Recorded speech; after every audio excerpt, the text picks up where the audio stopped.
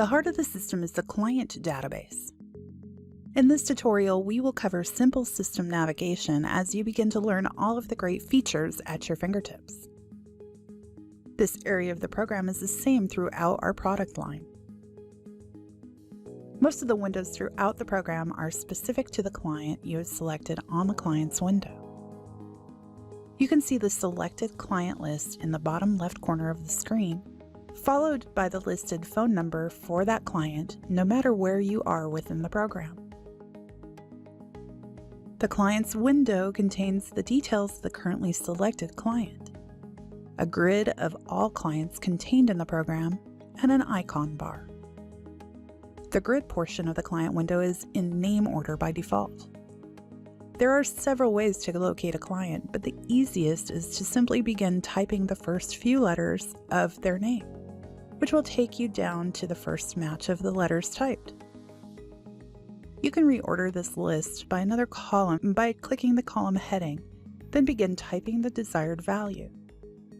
For instance, if all I have is an address, I order the grid by address and type in the first few digits of the address to see if I find a match.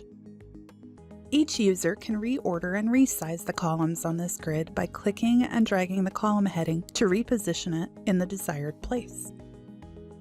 To resize the column, hover over the line to the left of the column heading and drag right or left. These changes are specific to the computer from which you make the changes and will not affect other workstations.